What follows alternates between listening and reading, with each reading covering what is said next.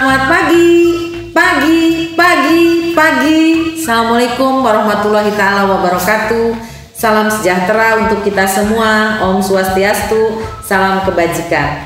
Semoga semuanya sehat, semuanya baik-baik saja. Walaupun kita belajar dari rumah, walaupun kita berada di rumah, tetap kita harus semangat.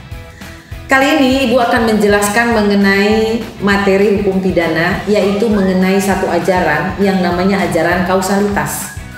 Kausalitas atau disebut juga kausalitate atau kausalitas.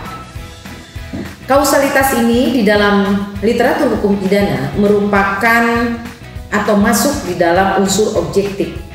Kenapa masuk dalam unsur objektif? Karena kausalitas ini adalah merupakan satu perbuatan, sehingga merupakan sesuatu yang ada di luar diri pelaku. Apa pentingnya ajaran kausalitas ini? Saudara, kalau kita berbicara hukum pidana, maka tentunya diawali ketika kita mendengar satu peristiwa pidana, maka tentunya kita untuk menentukan ada atau tidak adanya tindak pidana itu harus diusut atau diurut dari sebab akibat. Contoh, ketika ada kasus pembunuhan, maka di dalam hukum pidana tidak cukup kita mengucapkan innalillahi wa inna ilaihi rojiun. Tetapi tentunya kita harus bertanya, kenapa dia meninggal? Atau apa penyebab dia meninggal? Ketika kita menentukan bahwa orang itu meninggal bukan dalam keadaan wajar, artinya ada satu peristiwa pidana, maka pertanyaan berikutnya adalah siapa yang bertanggung jawab? Nah, oleh karena itu, ajaran kausalitas ini penting untuk hal tersebut. Secara rinci, ajaran kausalitas ini penting untuk dua hal.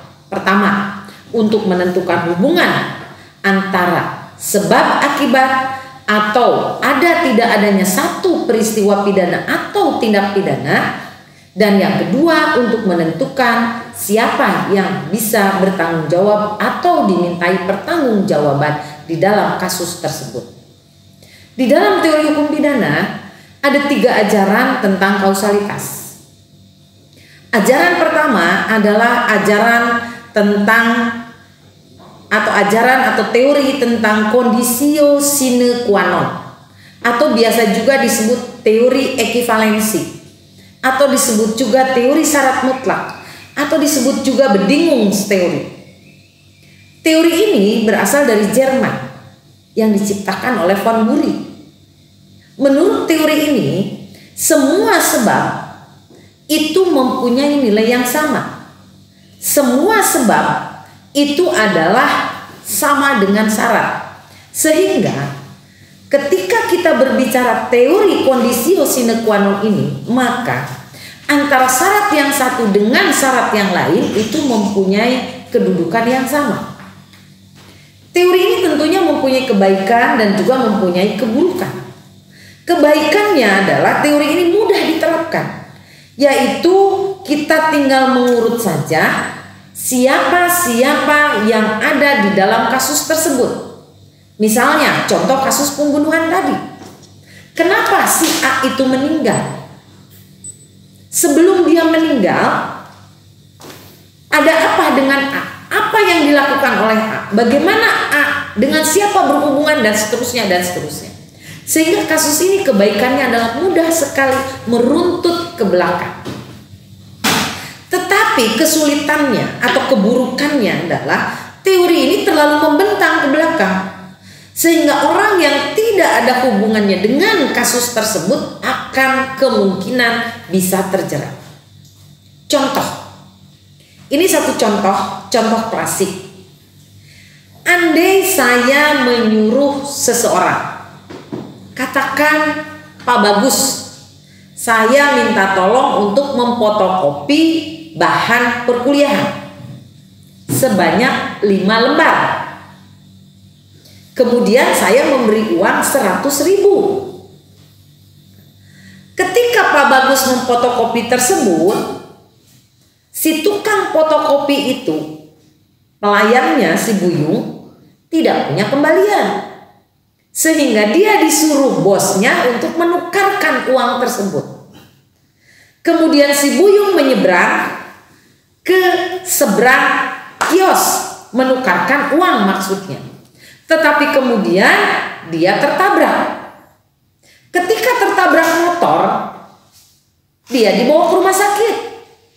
Di rumah sakit dia diberi obat yang kemudian ternyata obatnya salah, sehingga si Buyung meninggal. Nah, meninggalnya si Buyung ini tentunya harus diusut kalau itu ada peristiwa pidana. Siapa yang bertanggung jawab atas kematian si Buyung? Itu kasus pertama dengan teori conditio sine qua non. Teori ini, saudara, sebetulnya sudah tidak dianut lagi di dalam hukum pidana. Sudah ditinggalkan. Kenapa? Karena teori ini menemukan kesulitan di dalam pembuktian. Karena teori ini terlalu membentang ke belakang, sehingga orang yang tidak ada hubungannya langsung dengan kasus tersebut, maka dia akan bisa terkena dampak atau bisa dimintai pertanggungjawaban atau dapat dituduh telah melakukan pembunuhan. Nah, ini kasusnya. Nanti kita akan bahas di dalam diskusi. Teori kedua adalah teori individualisasi. Dalam teori individualisasi ada pembatasan antara syarat dengan sebab. Jadi syaratnya mengindividualisasi. Teori ini melihat satu keadaan yang konkret, yang mengambil contohnya dalam kasus atau dalam keadaan in concreto atau post factum. Jadi yang menentukannya adalah dilihat dari rangkaian kejadian perkara tersebut. Teorinya ada dua tokohnya, yaitu Bickmeyer dan Binding. Menurut Bickmeyer mengatakan bahwa sebab itu adalah syarat yang paling kuat. Artinya yang paling mendorong. Siapa yang bisa dimintai pertanggungjawaban adalah orang yang paling bertanggung jawab, yang paling kuat di dalam kasus tersebut. Nah, yang kedua adalah dari Binding. Menurut Binding, yang menjadi sebab dari satu akibat adalah faktor yang menahan atau dari serangkaian faktor yang unggul. Nah, dua orang ini, dua pakar ini masing-masing mempunyai teorinya, pendapatnya sendiri-sendiri. Tetapi ini pun di dalam praktek agak kesulitan menentukannya. Kenapa? Karena teori ini dari pakar ini dua-duanya tidak menjelaskan apa yang paling kuatnya. Menurut Bickmeyer tadi mengatakan faktor yang paling kuat. Tapi apa ukurannya kuat? Menurut Binding adalah faktor yang paling positif. Apa ukurannya positif itu?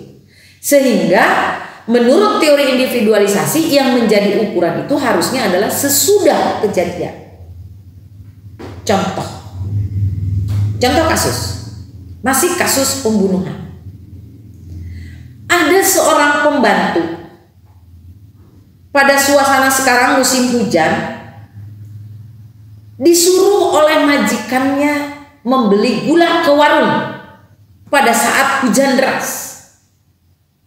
Maksud si majikan itu adalah sebetulnya supaya si pembantu itu pulang, karena dia rewel, tidak cocok lagi dengan majikannya.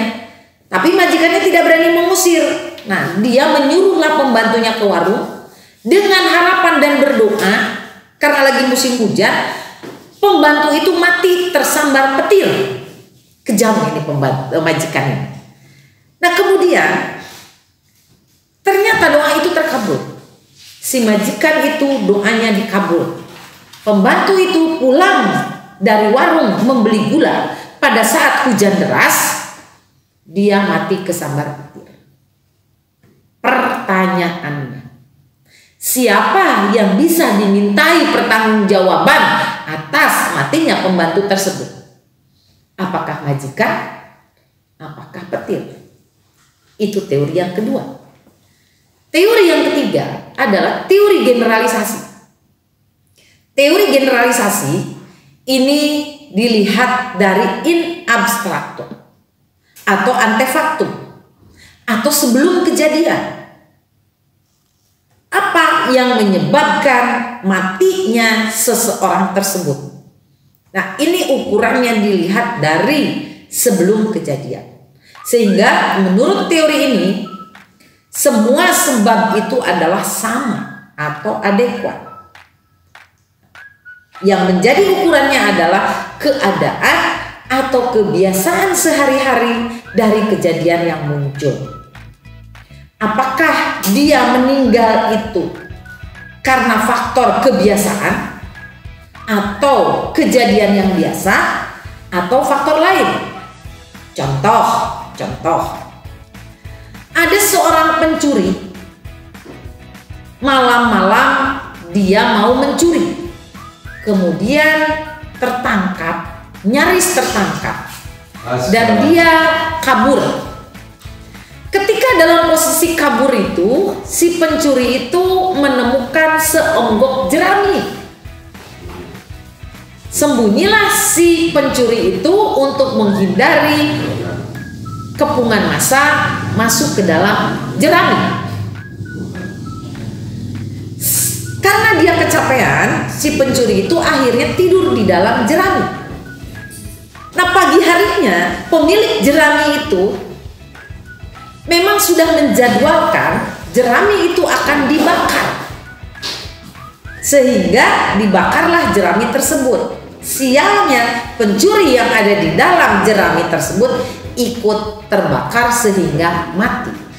Pertanyaan, siapa yang bertanggung jawab atas matinya pencuri tersebut? Itulah teori-teori di dalam ajaran kausalitas. Kita akan bahas di dalam diskusi berikutnya. Terima kasih, selamat pagi.